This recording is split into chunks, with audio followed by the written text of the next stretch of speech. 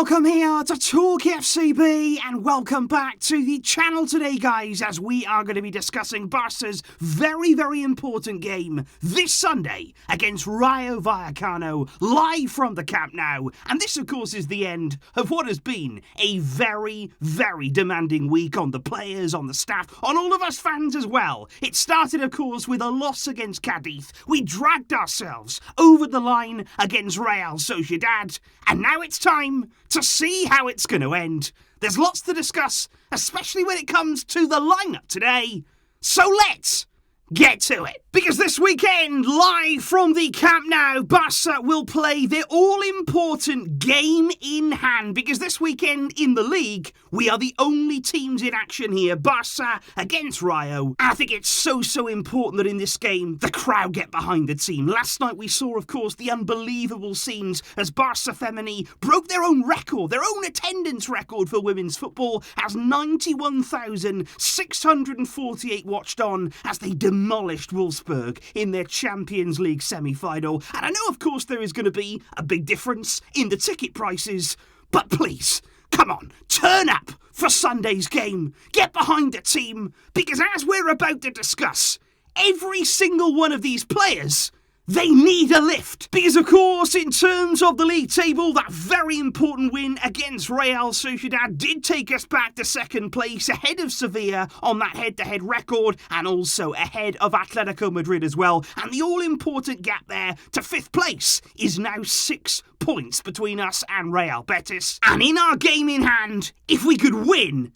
that would be huge. You can see right here then, we would move on to 66 points. We would move clear of Sevilla, nicely ahead of Atletico, and that gap then between ourselves and Real Betis would be stretched to 9 points with just 5 games to go. But it's going to be tough. There is no doubt in my mind that coming into this game here, Barcelona, in terms of the club, in terms of the players, we're in survival mode right now. We are just about getting over the line, because obviously against Real Sociedad, we got the win, we got the points, but there were plenty of people who said, look, the performance wasn't good. Look at the possession stats, for example. Sociedad was certainly the team who were on top of the game in the second half. But I think what we are seeing right now from this team is exactly what I've said about this week. This is our third game in 7 days. That is unbelievable. Nobody, no team in the world could keep up the highest quality, the highest performance levels playing that often. It just doesn't happen. These players are not robots, and sometimes, especially now at this stage of the season, when there comes a point when you've got to manage games, when you've got to find a way through, especially when you've got injuries, you've got fatigue. We just got to win our games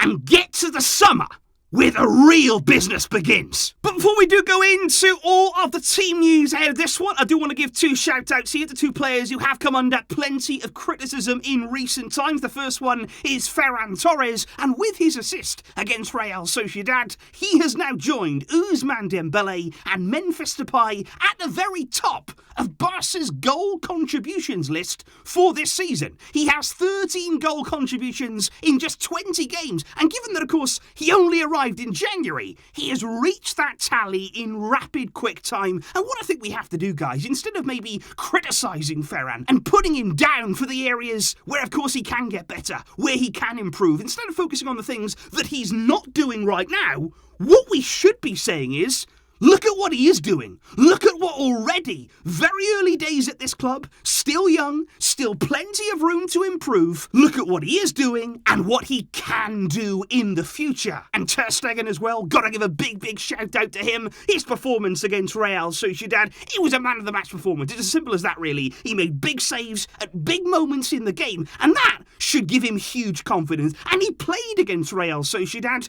with that confidence, with that aura about him that we have seen in the past, because the very best goalkeepers, the ones who you want in your team, who you want in those kind of games, they bail you out. They save you when you need them most. And that's what Ter Stegen did. And that is the kind of attitude and the confidence that he has to take into the games going forward, because we know what he can do. But in terms of the team selection coming into this game, the big surprises come in the squad list, because all the players that we saw go down injured against Real Sociedad, Piqué, Arau, Alves, Jordi Alba, they are all included in the squad for this game. Massive, massive news there. Unfortunately, still not time yet for Ansu Fati to make his return. That may have been pushed back now to next week instead.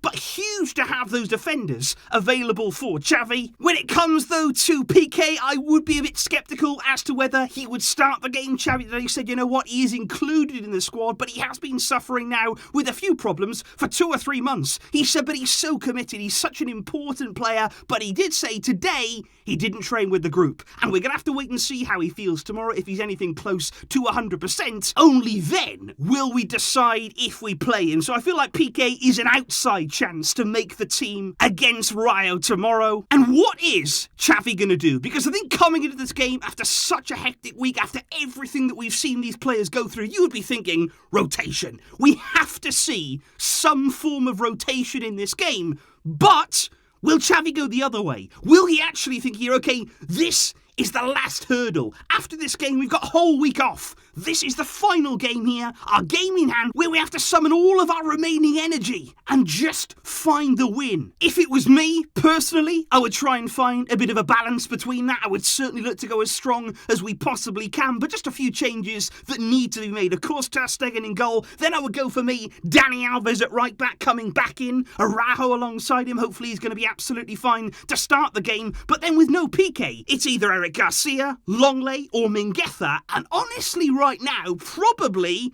I would lean towards Longley, and that surprises even me, but I just think Eric Garcia recently, even against Real Sociedad, is close to giving away a penalty. He was very, very close again, and we can't have that right now. We cannot give away easy goals like that, so obviously Longley's had a track record in the past, but he did do well when he came on against Sociedad, so for me, I would start him alongside Araujo with Serginho Dest replacing Alba at left back, because for me, Jordi Alba, absolutely, you could see it against Sociedad, the amount of times that he was grimacing, that he was really pushing himself through the pain barrier. That guy needs some rest. In midfield, though, I would keep it nice and strong there. Busquets, De Jong, Gavi. I wouldn't mess around with that. Obviously, the temptation is there to bring in somebody like Nico, or, of course, Ricky Puig. I feel like he will get some minutes in the games to come, but I'm not quite sure it's going to be from the start of this one. So for me, I would start very, very strong in midfield. And then up front, I would change things just a little bit. I would bring Dembele over to the left. I would play Adama Traore on the right. And I would have Aubameyang once again down the middle. Because in this game, I think we can afford to rest Ferran. Now, that's not because, like a lot of people, I just want him out of the team because I hate the guy. I don't feel like that. But I just think here, he needs a bit of rest. This is a game that we can do it. Adama can come in, Dembele over to the left. And of course, if things aren't working out, you can always bring him off the bench as well. So that, for me, would be the team. A few key rotations, resting a few players who really do need that rest, but still, we have to be strong because this is such an important game. And in terms of the predictions coming into this one, Barca fans are much, much more confident now. We got that win in midweek over Real Sociedad, and now we can follow it up against Rayo Vallecano. I don't think too many people are expecting us to, blow them away, to be absolutely peak Barca, incredible football, but I think we do expect here to get the job done. And I'm going to go here with a score prediction, a 2-goal margin, just like you guys believe, of Barca 2, Rayo Vallecano 0. Let's be focused, let's be motivated, let's put everything that we can into this game, and if we can win, it would be huge for our season. So please, guys, do let me know all of your thoughts in the comments down below. What are you expecting coming into this one? What would your starting lineup be? What changes would you make? And who would you be rotating? Let me know that down below. I will, of course, see you after the game tomorrow for the big one. Thank you indeed for all of your support and once again for tuning in today. I'll be seeing you soon. But until next time, as always, Visca El Barça.